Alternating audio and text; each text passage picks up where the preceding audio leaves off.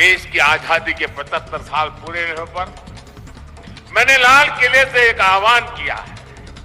ये आह्वान है गुलामी की मानसिकता से पूरी तरह मुक्ति का। आजादी के इतने वर्षों के बाद आखिरकार मुझे ये क्यों कहना पड़ा? क्या जरूरत पड़ी ये कहने की? ऐसा इसलिए क्योंकि हमारे देश को गुलामी की मानसिकता ने ऐसा जकड़ा हुआ है कि प्रगति का हर कार्य कुछ लोगों को अपराध की तरह लगता है। या तो गुलामी के तराजू से प्रगति के काम को तोला जाता है। इसलिए लंबे समय तक हमारे यहां अपने आस्था स्थलों के विकास को लेकर एक नफरत का भाव रहा। विदेशों में वहां की संस्कृति से जुड़े स्थानों की ये लोग तारीफ करते करते नहीं थकते, लेकिन भारत में इस प्रकार के काम को हेय दृष्टि से देखा जाता था। इसकी वजह एक ही थी, अपनी संस्कृति को लेकर हीन भावना, अपने आस्था स्थलों पर अविश्वास, अपनी विरासत से विद्वेष। और ये हमारे समाज में आज बड़ा हो ऐसा नहीं है। आजादी के बाद सोमनाथ मंदिर के निर्माण के समय क्या हुआ था वो हम सब जानते हैं। इसके बाद राम मंदिर के निर्माण के समय इतिहास से भी हम भली भांति परिचित हैं। गुलामी की ऐसी मानसिकता ने हमारे पूजनीय पवित्र आस्था स्थलों को जर्जर स्थिति में ला दिया था। सैकड़ों वर्षों से मौसम की मार सहते आ रहे पत्थर, मंदिर स्थल, पूजा स्थल के जाने के मार्ग, वहां पर पानी की व्यवस्था तो उसकी तबाही, सब कुछ तबाह होकर के रख दिया गया था। अब याद करिए साथियों, दशकों तक हमारे आध्यात्मिक केंद्रों की स्थिति ऐसी रही, वहां की यात्रा जीवन की सबसे कठिन यात्रा बन जाती थी। जिसके प्रति कोटि कोटि लोगों की श्रद्धा हो, हजारों साल से श्रद्धा हो, जीवन का एक सपना हो जो उस धाम में जाकर के मत्था टेक के आएंगे। लेकिन सरकारें ऐसी रही कि अपने ही नागरिकों को वहां तक जाने की सुविधा करने का उनको जरूरी नहीं लगा।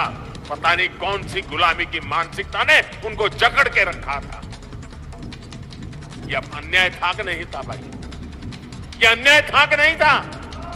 ये जवाब आपका नहीं है, ये जवाब 130 करोड़ देशवासियों का है। और आपके इन सवालों का जवाब देने के लिए ईश्वर ने मुझे ये काम दिया है।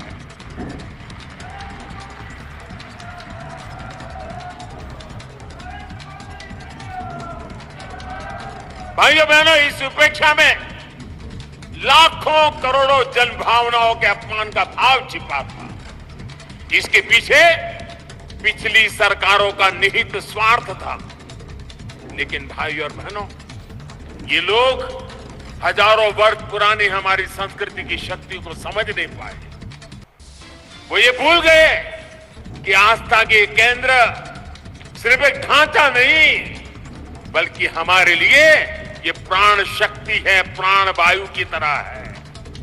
वो हमारे लिए ऐसे शक्ति पुंज है जो कठिन से कठिन परिस्थितियों में भी हमें जीवंत बनाए रखते हैं। उनकी गौर उपेक्षा के बावजूद ना तो हमारे आध्यात्मिक केंद्रों का महत्व कम हुआ, ना ही उन्हें लेकर हमारे समर्पण भाव में कोई कमी आई।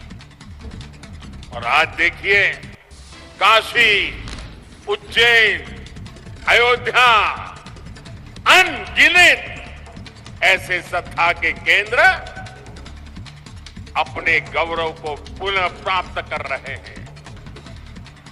केदारनाथ, बद्रीनाथ, हेमकुंड साहब, वे भी श्रद्धा को संभालते हुए आधुनिकता से उसकी सुविधाओं से जोड़ा जा रहा है।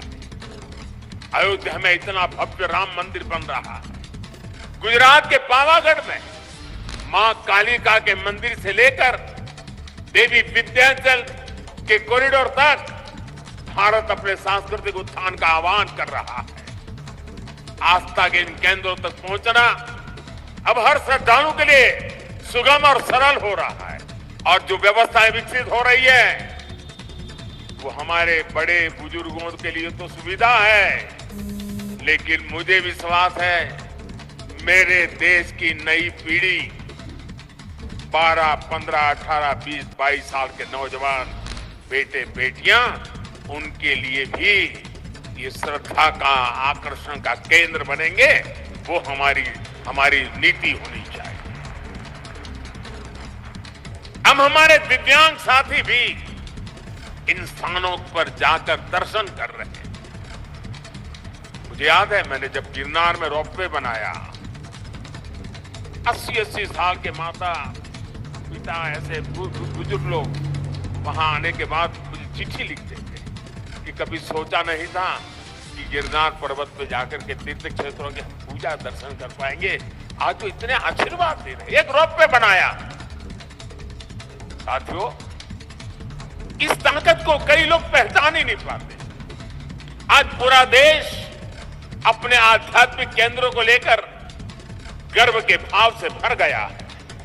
उत्तराखंड की ये देवभूमि स्वयं इस परिवर्तन की साक्षी बन रही है।